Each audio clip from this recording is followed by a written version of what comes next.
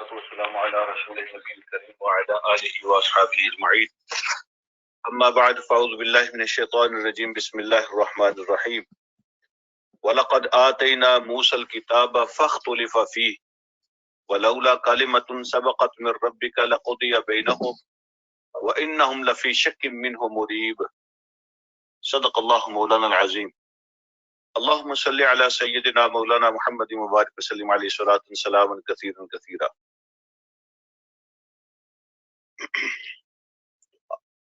تقریباً ہر صورت کی یہ قرآن کا ایک سٹائل ہے کہ جب بھی آلموسٹ صورتوں کا اختتام ہوتا ہے نا، اینڈ ہوتا ہے، تو جو آخری پارٹ ہوتا ہے صورت کا وہ پوری صورت کا خلاصہ ہوتا ہے، سمری ہوتی ہے.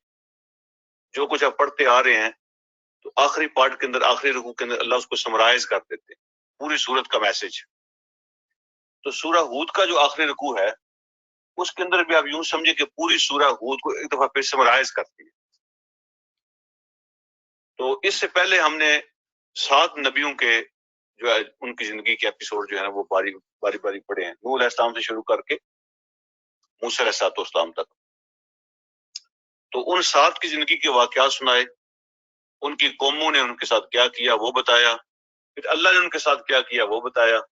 اب آخری رکوع ہے، اس کو سمرائز کیا جا رہا ہے.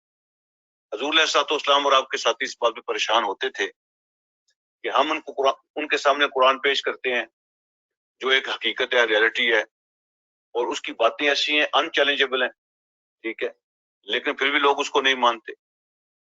ٹھیک ہے، کوئی کسی طرح کا اعتراض جڑ دیتا ہے، کوئی کسی طرح کا جو ہے نا وہ اس کو کرٹیسائز کر دیتا ہے، نان سنس قسم کے سوالات کھڑے کر دیتے ہیں. اللہ پاک نے تسلی دی اور فرمایا وَلَقَدْ آتَيْنَا مُوسَى الْكِتَابَ فَاخْتُلِفَ فِيهِ. یہ پہلی مرتبہ آپ کے ساتھ نہیں ہو رہا. لوگ شرارت کر رہے ہیں، اختلاف پیدا کر رہے ہیں، کرٹیسائز کر رہے ہیں، نان سنس قسم کے سوالات پیدا کر رہے ہیں. آپ کے ساتھ پہلی دفعہ نہیں ہوا. ہم نے موسیٰ علیہ السلام کو بھی کتاب دی تھی، فَاخْتُلِفَ فِيهِ، اس کے بارے میں بھی لوگوں نے اختلاف کھڑے کر دیے.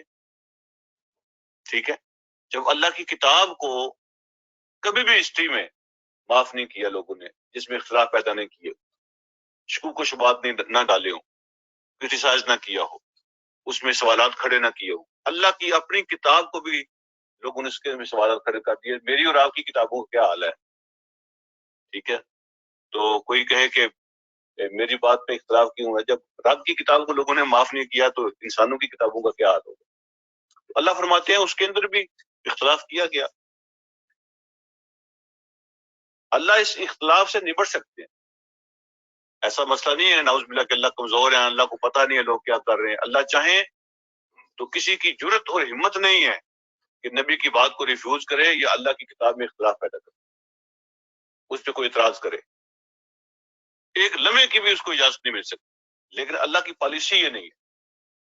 اللہ کی پالیسی یہ ہے، یہ فیصلہ ہو چکا اللہ کی طرف سے کہ اس مخلوق کو ہم نے اختیار دیا ہے، اس کو اتھارٹی دی ہے. ٹھیک ہے، اور حق اور سچ اس کو بتا دیا ہے، جھوٹ اور سچ اس کو بتا دیا. اب اس کو پک اینڈ چوز اس کی مرضی ہے. 2 رستے اس کو سمجھا دیے ہیں، اس کے نتائج بھی بتا دیے ہیں اور کانسیکوینسز سارے سمجھا دیے ہیں. اب یہ اپنی مرضی سے کرے جو کچھ کرنا چاہتا ہے. یہ جو فریڈم آف چوائس دی اللہ پاک نے، یہ ایک پالیسی ہے اللہ پاک کی، یہ امتحان ہے. اگر اللہ مجبور کریں یا زبردستی کریں کسی کے ساتھ تو یہ اس پالیسی کے خلاف ہے، اس امتحان کے خلاف ہے. اللہ رب العالمین نے اس کا جواب دیا. اگر اللہ چاہیں تو کبھی کوئی ایسا کر ہی نہ سکے، لیکن اللہ کی حکمت کے خلاف ہے. لولا کلمۃ سبقت من ربک لقضی بینہم. اگر تیرے رب کی طرف سے فیصلہ نہ ہو چکا ہوتا، ایک پالیسی نہ بن چکی ہوتی، تو کب کا فیصلہ ہو چکا ہوتا. اللہ ان کو تباہ و برباد کر کے ختم کر چکے ہوتے. یہ تو مسئلہ ہی کوئی نہیں ہے. وَإِنَّهُمْ لَفِي شَكٍّ مِّنْهُ مُرِيبٍ. وہ شک کے اندر پڑے ہوئے ہیں، اور جو شک ان کو ڈاؤٹ ان کو اور زیادہ شکوک و شبہات کے اندر ڈالے ہوئے ہیں.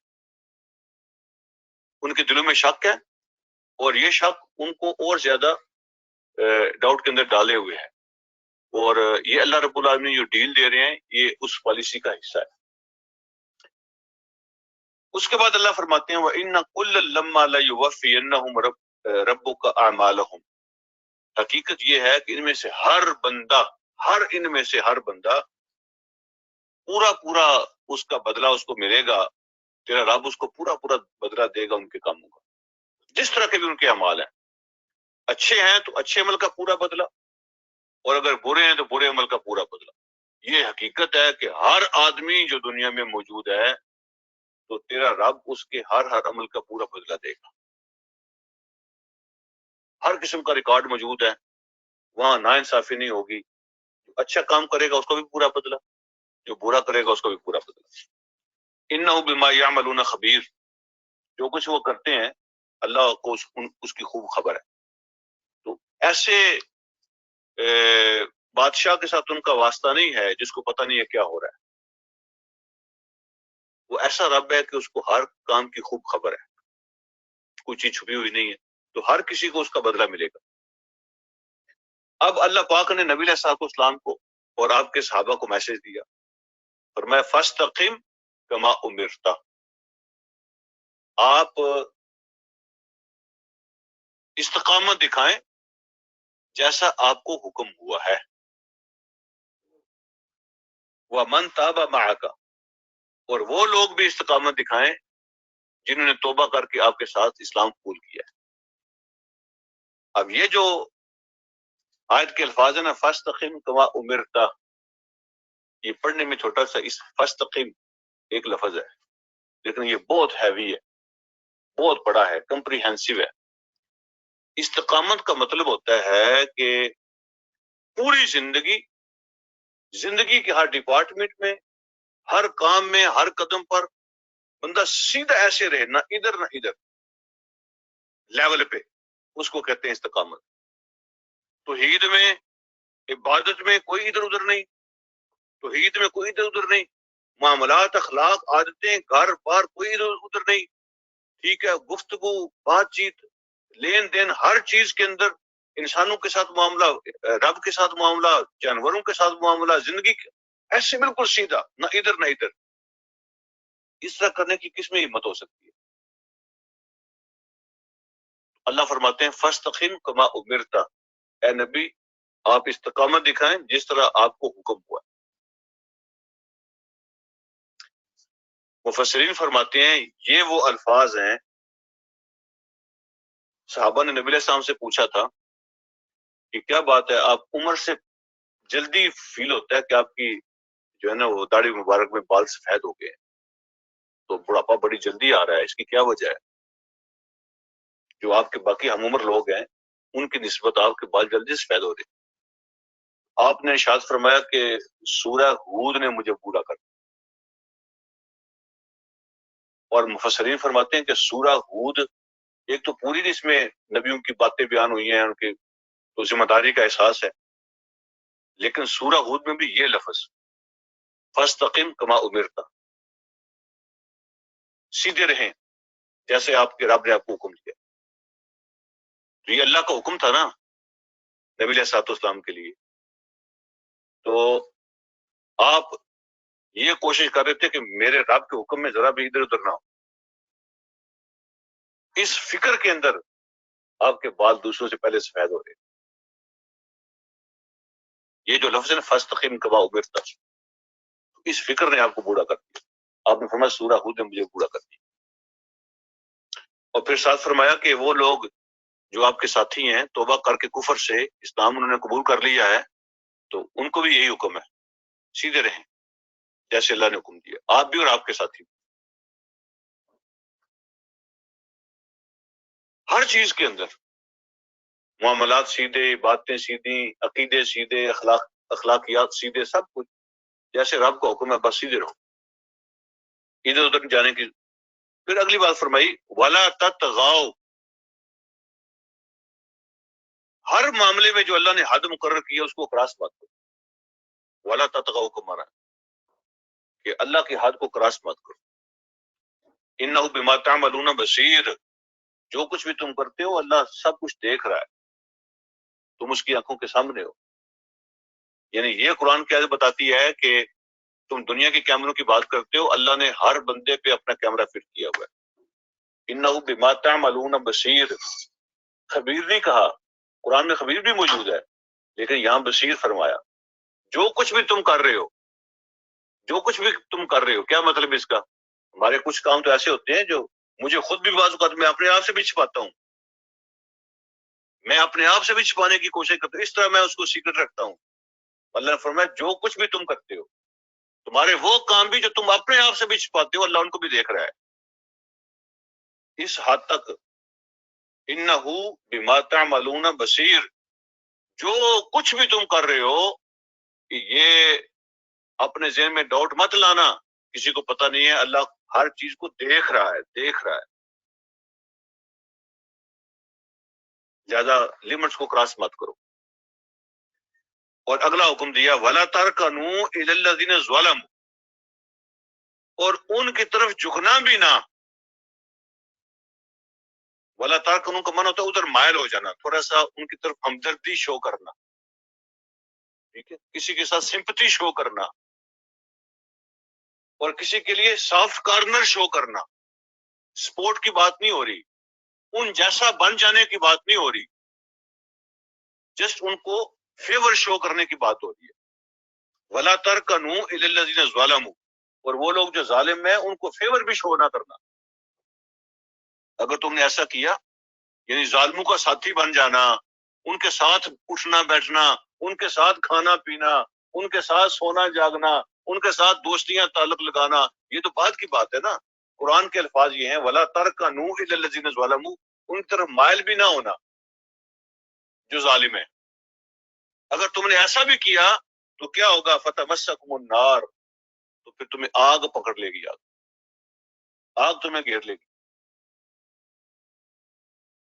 مفسرین فرماتے ہیں، اسپیشلی امام بیضاوی رحمہ اللہ، تفسیر بیضاوی جو مشہور کی، وہ فرماتے ہیں کہ جو دو لفظ ہے نا قرآن کے، یہ پورے قرآن کا خلاصہ ہے۔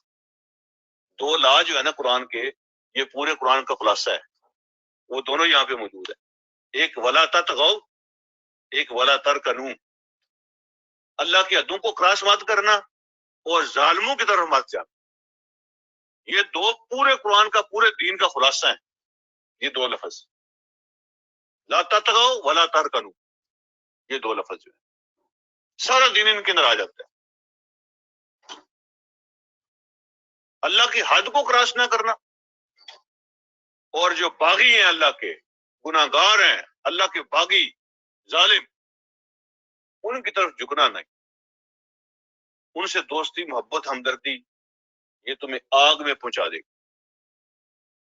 اچھا، ایک اور یہاں بات مفسرین بیان فرمائے بڑی پیاری، وہ فرماتے ہیں جب کہیں بھی اللہ پاک نے کسی کام کے نہ کرنے کا حکم دیا نا، تو وہاں اپنے امت کو اللہ نے مخاطب کیا ہے، اور جہاں حکم دیا نا کرنے کا، جہاں پازیٹیو انداز اختیار کیا ہے تو نبی علیہ الصلوۃ والسلام کو خطاب کیا ہے، لیکن جہاں نیگیٹو انداز اختیار کیا ہے، اللہ پاک نے نبی علیہ الصلوۃ والسلام کا نام نہیں لیا، امت کا نام لیا ہے۔ یہ قرآن کا انداز ہے، ٹھیک ہے۔ حضور علیہ الصلوۃ والسلام، اللہ رب العالمین ایک ادب شو کر رہے ہیں، قرآن بھی ایک ادب شو کرتا ہے، لیکن یہاں حکم ہوا ہے فاستقم، سیدھے رہیے، یہ ایک پازیٹیو انداز میں حکم ہے۔ اس حکم کا تو ایڈریس کیا ہے نبی علیہ السلام کو بھی، لیکن آگے جو بات تھی نا ولا تطغوا، وہاں پہ امت کو خطاب کیا، وہاں پہ نبی علیہ الصلوۃ والسلام کو ڈائریکٹ خطاب نہیں کیا۔ جہاں بھی قرآن کہتے ہیں نا نہ کرو، تو جہاں نہ والی بات آتی ہے تو اپنے نبی کو اللہ کے درمیان سے نکال دیتے ہیں، پھر امت کی بات کرتے ہیں۔ اس لیے کہ حضور علیہ الصلوۃ والسلام کے بارے میں تو اتنا بھی نہیں، یعنی آپ اندازہ کریں کہ وہ کام جو نبوت کا اعلان کرنے سے پہلے حلال تھے، بعد میں حرام ہوئے، لیکن چونکہ کسی سٹیج پہ حرام ہونے تھے، کسی سٹیج پہ منع ہو جانے تھے، حضور علیہ الصلوۃ والسلام نے بچپن سے وہ کام بھی نہیں کیے جو 20 سال 30 سال 40 سال بعد جا کے حرام ہونے ہیں یا منع ہو جانے ہیں۔ نبی علیہ الصلوۃ والسلام نے بچپن سے وہ ان کاموں کو ہاتھ بھی نہیں لگایا۔ جوا کھیلنا حلال تھا، شروع میں شراب پینا حلال تھا، سارے یہ کام حلال تھے، ٹھیک ہے، حضور علیہ الصلوۃ والسلام نے کبھی ہاتھ بھی نہیں لگایا. ننگے ہو کے لوگ طواف کیا کرتے تھے، ٹھیک ہے، سود کھانا، جوا کھیلنا، شراب پینا، یہ ان کے لیے ان کے کلچر کا حصہ تھا. بعد میں حرام ہوئے ساری بات، لیکن وہ سارے کام جو لوگ کر رہے تھے آپ نے ان کے قریب ہی کبھی نہیں. اللہ رب العالمین نے جہاں بھی قرآن میں کوئی یعنی نیگیٹو انداز میں حکم دیا ہے جس میں نہ آتا ہے، تو حضور علیہ الصلوۃ والسلام کی طبیعت میں ایسی بات ہے ہی نہیں. اللہ نے وہاں آپ کا ذکر نہیں کیا، لیکن جہاں پازیٹیو بات کی ہے وہاں آپ کو ساتھ شامل کیا. تو یہ دو جو لفظ ہیں، یہ اگر کوئی سیکھ لے یا سمجھ لے ڈیپلی تو پورے دین کا خلاصہ ان کے اندر ہے. ولا تطغوا ولا ترکنوا للذین ظلموا. اللہ نے جو لمٹس مقرر کی ان کو کراس نہ کرو، اور جو ظالم ہیں، اللہ کے باغی ہیں، جو اللہ کے دشمن ہیں، ان کے ساتھ تمہارا تعلق نہیں ہونا چاہیے. اگر ایسا کرو گے فتمسکم النار، پھر آگ تمہیں لپیٹ لے گی. وما لکم من دون اللہ من اولیاء، اور اللہ کے مقابلے میں تمہارا کوئی مددگار نہیں ہوں گے. تم لا تنصرون، پہ کوئی تمہاری مدد نہیں ہو سکتی. یہ تم سمجھو کہ مجھے کوئی وہاں سے نکال لے گا، کوئی بچا لے گا، ایسا نہیں ہوگا. اب پھر اللہ رب العالمین نے آگے جب حکم دیا یہ کام کرنا ہے تو پھر نبی علیہ الصلوۃ والسلام کو خطاب کیا. فرمایا اقم الصلاۃ طرفی النہار، نماز کو قائم کرنا. یہ صرف ان کو خطاب نہیں ہے، نام ان کا ہے، بات سب کے لیے ہے. اقم الصلاۃ، اس کا حل کیا ہے؟ جو نبیوں کے قصے سنائے ہیں، جو سارے مثال بیان کیے ہیں، اب اس کا حل کیا ہے؟ اس کا حل یہ ہے، جب حکم دیا استقامت شو کرنی ہے، آپ نے استقامت کیسے شو کرنی ہے؟ ٹھیک ہے، وہ استقامت شو کرنے کے لیے اندر پاور چاہیے نا. تو وہ پاور سٹیشن کون سا ہے؟ کہاں سے ملے گی وہ پاور، وہ جذبہ، وہ ہمت کہاں سے ملے گی کہ میں استقامت شو کر سکوں؟ اللہ پاک نے اس کا سلیبس بیان کیا. استقامت کیسے تمہیں نصیب ہوگی؟ اس کے لیے پہلی بات اقم الصلاۃ، نماز کو قائم کرو. ٹھیک ہے، فرمایا طرفی النہار، دن کی دونوں سائڈوں پہ، دن کے دونوں کناروں پہ. ابھی نماز جو ہے نا 5 وقت کی نمازوں کا آرڈر نہیں آیا، یہ اس سے پہلے کی بات ہے. اللہ پاک نے اشارے پہلے کر دیے تھے نمازوں کے اوقات کے بارے میں. تو دن کے 2 کناروں پہ اللہ رب العالمین کے حضور نماز قائم کرو. تو ایک کنارہ دن کا کون سا ہوتا ہے؟ فجر کی نماز. اور جو دوسرا کنارہ کون سا ہوتا ہے اس کے بارے میں اختلاف ہے. کچھ نے کہا کہ عصر کی نماز، یہ دن کی آخری نماز ہوتی ہے. جو مغرب ہوتی ہے تو رات کے وقت ہوتی ہے، جب رات سورج غروب ہو جاتا ہے اس کے بعد مغرب پڑھی جاتی ہے، تو وہ رات کی نماز ہے.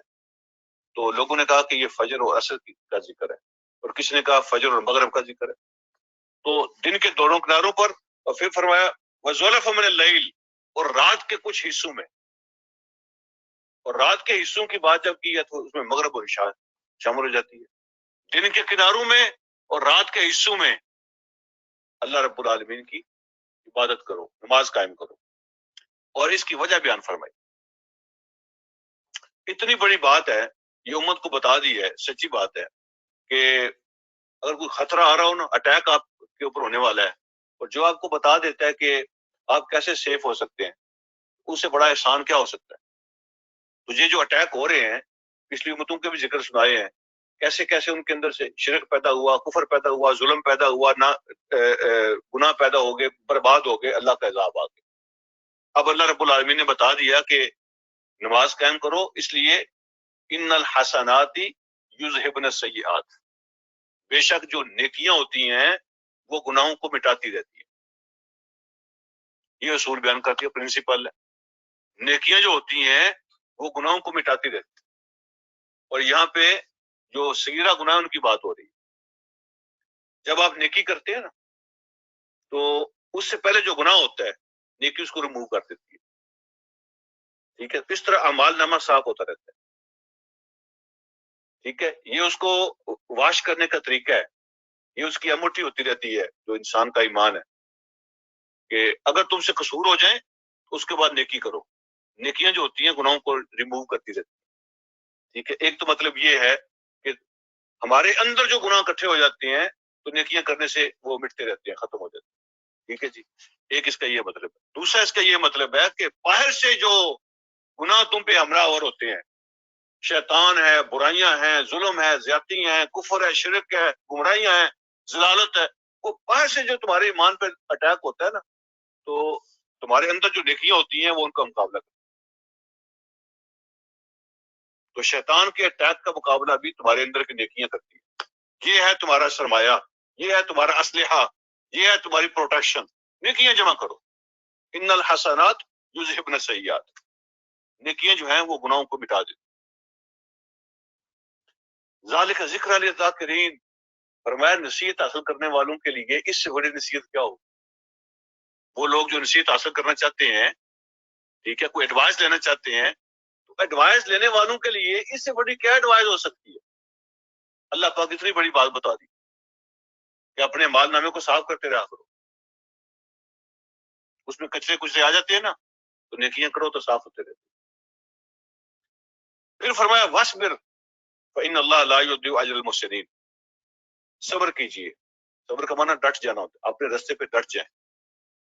بے شک اللہ رب العالمین جو اللہ کی خاطر نیکیاں کرنے والے احسان کرتے ہیں، اللہ ان کے اجر کو ضائع نہیں ہونے دیتا۔ اچھا جی، فلولا کان من القرون من قبلکم اولو بقیۃ ینہون عن الفساد فی الارض، کیوں ایسا نہیں ہوا کہ تم سے پہلے جو لوگ تھے ان میں سے جو صاحب خیر ہیں، صحیح عقل والے، صحیح سمجھ والے، صحیح فہم والے، دیکھو کار لوگ، اولو بقیہ کا معنی ہوتا ہے صاحب خیر لوگ، ٹھیک ہے، اہل خیر، تو انہوں نے ایسا کیوں نہیں کیا ینہون عن الفساد، کہ وہ لوگوں کو فساد سے روکتے۔ فساد کا مطلب اللہ کی مخالفت ہے، تو لوگوں کو اللہ کی مخالفت سے روکتے، ایسا انہوں نے کیوں نہیں کیا؟ اس کا مطلب یہ ہے کہ یہ لوگوں کو گناہوں سے روکنا ہر بندے کے بس کی بات نہیں ہوتی۔ اولو بقیہ جو ہے نا، صاحب خیر لوگوں کے کا یہ کام ہے، ہر بندے کے بس کی بات نہیں ہوتی، نہ ہی سب یہ کام کر سکتے۔ تو کچھ لوگ ہوتے ہیں، کوئی گروپ ہوتا ہے صاحب خیر لوگوں کا، وہ یہ کام کرتے ہیں۔ اللہ فرماتے ہیں الا قلیلا ممن انجینا منہم، تھوڑے تھے وہ جنہوں نے یہ کام کیا، جن کو ہم نے بچایا، ہم نے نجات جن کو دی، ہم نے ان کو کامیابیاں دی، تو وہ تھوڑے لوگ ہیں جنہوں نے یہ کام کیا۔ واتبع الذین ظلموا ما اترفوا فیہ وکانوا مجرمین، اور وہ لوگ جو ظالم تھے وہ اسی راستے پہ چلے جس پہ وہ مست ہو چکے تھے، جو دنیا ان کو مل چکی تھی، جو نعمت ان کو مل چکی تھی، انہی نعمتوں کے اندر مست تھے۔ وکانوا مجرمین، اور وہ کرمنل لوگ تھے، وہ ان مستیوں سے نکلنا نہیں چاہتے تھے۔ ظالموں نے انہی مستیوں کو فالو کیا جو اللہ نے نعمت ان کو دے رکھی تھی، انہیں نعمتوں کے اندر وہ مست ہو گئے تھے۔ وکانوا مجرمین، وہ کرمنل تھے، مجرم تھے۔ وما کان ربک لیہلک القری بظلم واہلھا مصلحون، یہ بھی ایک بہت سمجھنے والی آیت ہے، اس کے اندر بھی بڑا زبردست میسج ہے۔ وما کان ربک لیہلک القری، تیرے رب ایسا نہیں ہے، یعنی تیرے رب کا یہ طریقہ نہیں ہے کہ وہ کسی بستی کو زیادتی کر کے تباہ کر دے، کسی بستی کو عذاب کے ساتھ تباہ کر دے۔ وَأَهْلُهَا مُصْلِحُونَ، حالانکہ اس کے رہنے والے اصلاح چاہتے ہیں، ان کے دل کے اندر ابھی خواہش ہو نیکی کی، ابھی جذبہ ہو، خواہش ہو، بے شک گناہ گار ہوں، لیکن دل کے اندر کی چنگاری موجود ہے تو اللہ ان کو موقع دیتا ہے۔ اللہ ایسے شہروں کو، ایسے ملکوں کو، ایسی قوموں کو عذاب کے ساتھ تباہ نہیں کرتا جب تک ان کے ساتھ ان کے اندر ٹھیک ہو جانے کی خواہش موجود ہو۔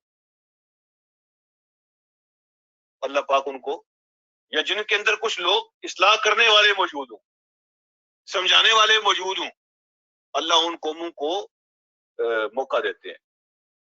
جب کوئی کسی کی بات سن رہا ہو نا، سننے والے موجود ہیں، سنانے والے موجود ہیں، تو اللہ پاک ان کو مہلت دیتے رہتے، چانسز جہاں پہ ہوں اللہ ان کو مہلت دیتے رہتے۔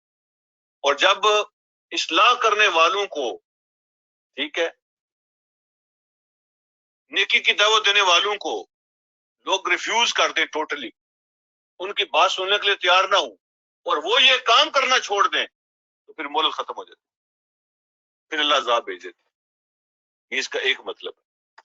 دوسرا مطلب اس کا وہ بہت زبردست ہے، وہ یہ ہے کہ تیرا رب بستیوں پر عذاب نہیں بھیجتا، ٹھیک ہے، چاہے وہ مشرک ہوں اور چاہے وہ کافر ہوں، جب تک ان کے اندر اخلاقیات موجود رہتے ہیں۔ مصلحون کا معنی اچھے اخلاق ہے، اچھے اخلاق والے لوگ، انصاف پسند، فیئر ڈیلنگ ہو ان کی، چاہے وہ کافر اور مشرک ہوں، لیکن ان کی ڈیلنگ فیئر ہو۔ اللہ ایسی قوموں کو تباہ نہیں کرتے عذاب کے ساتھ۔ یہ لوگ سوال پوچھتے رہتے ہیں کہ دیکھیں جی یہاں پہ تو دنیا کی ساری نعمتیں ان کو ملی ہوئی ہیں، بڑا سکون ہے، بڑا دس ہے تحت ہے جی، تو یہ کافر بھی ہیں اور یہ مشرک بھی ہیں، اور یہ آیت اس کا جواب ہے۔ اللہ پاک مشرکوں کو بھی اور کافروں کو بھی عذاب کے ساتھ برباد نہیں کرتے جب تک ان کے اخلاق ٹھیک ہو، سوشل اخلاق کی بات ہوگی، مصلحون، بیہیویئر ٹھیک ہو، رویہ ٹھیک ہو، انصاف پسند ہوں، ٹھیک ہے، لوگوں کے حق نہ مارتے ہوں، سوشل اخلاق ان کے ٹھیک ہوں، تو اللہ ان کو موقع دیتا ہے۔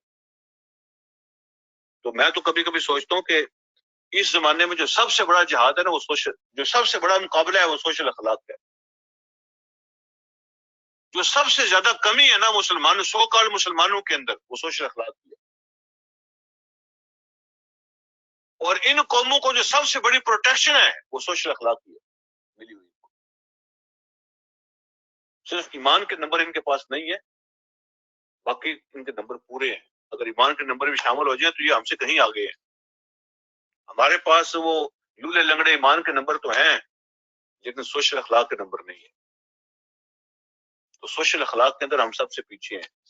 کسی سے ڈیل کر کے دیکھ لینا، مشہور ہے آج کل، کہتے ہیں کہ گاڑی لینی ہو، مکان لینا ہو، کوئی بھی چیز لینی ہو، کہتے ہیں اپنے ہیں کہ گورا ہے، اپنے ہیں تو پھر رہنے دے، اس نے کوئی نہ کوئی ضرور کوئی مسئلہ کیا ہوگا، ٹھیک ہے نا، بات سیدھی نہیں ہوگی، میٹر پیچھے کیا ہوگا یا کوئی نہ کوئی چکر ہوگا ضرور، ٹھیک ہے نا۔ تو ابھی بھی جتنے لوگ جو ہے نا یہ مال منگواتے ہیں نا باہر سے، وہ کہتے ہیں بڑے تلخ تجربات ہیں، ایک ہی دفعہ منگوایا اس کے بعد نہیں منگوایا، تو پوچھنے وجہ کیا ہے؟ کہتے ہیں کہ پہلی دفعہ مال صحیح بیچتے ہیں، دوسری دفعہ تصویر اور ہوتی ہے، مال اور ہوتا ہے، تو اس کے بعد پھر کبھی نہیں منگوایا۔ لیکن ان لوگوں سے آپ کر کے دیکھیں، یہاں بھی ہوتا ہے، لیکن آلموسٹ جو وہ ڈسکرائب کرتے ہیں چیز کو، تقریباً آلموسٹ وہی ہوتی ہے، ہر چیز اس میں لکھی ہوتی ہے، وہ کچھ میں ہینکی پھینکی نہیں ہوتی۔ اور اگر آپ سمجھتے ہیں کہ وہ یہ کلر نہیں ہے جو میں نے منگوایا ہے، یا یہ وہ چیز نہیں ہے جو مجھے نظر آئی ہے، میری سمجھنے میں غلطی ہو گئی ہے، لیکن آپ اس کو واپس کر سکتے، چاہے 2 ہفتے آپ کے پاس پڑی رہے، ٹھیک ہے، جائیں آپ جا کے واپس کر کے لیں۔ لوگ تو 3 ہفتے استعمال کر کے واپس کر آتے ہیں، یہ بیچارے اپنے اصول کے پکے پھر بھی کر لیتے ہیں۔ تو یہ اللہ رب العالمین کا اصول ہے۔ اللہ فرماتے ہیں ظلم ہو نا، جہاں شرک اور کفر بھی ہو، اللہ ان کو بستیوں کو تباہ نہیں کرتے جب تک ان کے اندر سوشل اخلاق ہوتا ہے۔ بہرحال سورت کا اختتام ہے، وَلَوْ شَاءَ رَبُّكَ لَجَعَلَ النَّاسَ أُمَّةً وَاحِدَةً، اگر تیرا رب چاہتا تو سارے انسانوں کو ایک امت بنا دیتا، کسی کی ضرورت نہیں تھی اختلاف کرتا، لیکن جیسا میں نے پہلے عرض کیا یہ رب کی پالیسی نہیں ہے۔ اگر تیرا رب چاہتا، زبردستی نہیں اللہ کرتے، یہ کام زبردستی کرنے والا نہیں، اختیار کے ساتھ اپنی مرضی کے ساتھ لوگوں نے کرنا ہے۔ اگر تیرا رب چاہتا تو پورے انسانوں کو اللہ ایک امت بنا دیتا، وَلَا يَزَالُونَ مُخْتَلِفِينَ، لیکن وہ ہمیشہ اختلاف کرتے رہیں گے، الا من رحم ربک، ہمیشہ وہ مخالفت کرتے رہیں گے سوائے اس کے جس پہ تیرے رب کا رحم ہو جائے۔ یہ رب کی رحمت ہے، بندہ مخالفت سے، اختلاف سے نکل آتا ہے، لیکن اللہ کی پالیسی یہ ہے کہ اللہ ان کو اجازت دے رہا ہے اپنی مرضی سے کرو، تو لوگ ہمیشہ مخالفت کرتے رہیں گے سوائے ان کے جن پہ تیرے رب کا رحم ہو جائے۔ وَلِذَالِكَ خَلَقَهُمْ، اللہ فرماتے ہیں اسی بنیاد پر ہم نے ان کو پیدا کیا ہے، اسی بیس پر اللہ نے ان کو پیدا کیا ہوا ہے، اسی آزادی کے ساتھ اللہ نے ان کو پیدا کیا ہوا ہے، اسی چوائس کے ساتھ اللہ نے ان کو پیدا کیا ہوا ہے کہ تم نے اپنی مرضی سے کرنا ہے جو کچھ کرنا ہے، یہ کرو یہ کرو یا یہ کرو، اپنی مرضی سے کرو۔ وَلِذَالِكَ خَلَقَهُمْ، اسی امتحان کے لیے اللہ نے ان کو پیدا کیا، لہذا اللہ کی پالیسی کے خلاف ہے کہ اللہ زبردستی کوئی کام کروائے۔ وَتَمَّتْ كَلِمَةُ رَبِّكَ، تیرے رب کا یہ فیصلہ بھی ہو چکا ہے، لَأَمْلَأَنَّ جَهَنَّمَ مِنَ الْجِنَّةِ وَالنَّاسِ أَجْمَعِينَ، کہ میں دوزخ کو انسانوں اور جنوں سے بھر دوں گا جو نہیں مانیں گے۔ میں انسانوں اور جنوں سے دوزخ کو بھر دوں گا جو نہیں مانے. وَكُلًّا نَقُصُّ عَلَيْكَ مِنْ أَنْبَاءِ الرُّسُلِ، یہ سارے وہ نبیوں کے واقعات ہیں جو اے نبی ہم آپ کو سنا رہے ہیں. اے نبی ہم آپ کو یہ سارے نبیوں کے قصے سنا رہے ہیں. اس کی وجہ یہ ہے مَا نُثَبِّتُ بِهِ فُؤَادَكَ، تاکہ ہم ان کے ذریعے سے آپ کے دل کو مضبوط کریں. بندہ جب لوگوں کی استقامت کی باتیں سنتا ہے تو اس کا خود اپنا دل مضبوط ہو جاتا ہے. ایمان والوں کی باتیں سنتا ہے نا، استقامت کی قربانی کی باتیں سنتا ہے، اس کا خود دل مضبوط ہوتا ہے. اس لیے ریکمینڈ کرتے ہیں لوگ کہ صحابہ کے قصے پڑھا کرو. ٹھیک ہے، اللہ والوں کی باتیں جو ہیں ان کی زندگی پڑھو، ان کی سیرت پڑھو، تاکہ اس سے دل مضبوط ہوتا ہے، انسان کو حوصلہ تسلی ملتی ہے. اے نبی ہم یہ نبیوں کے قصے آپ کو سنا رہے ہیں، اس کے ذریعے سے ہم آپ کے دل کو مضبوط کریں گے.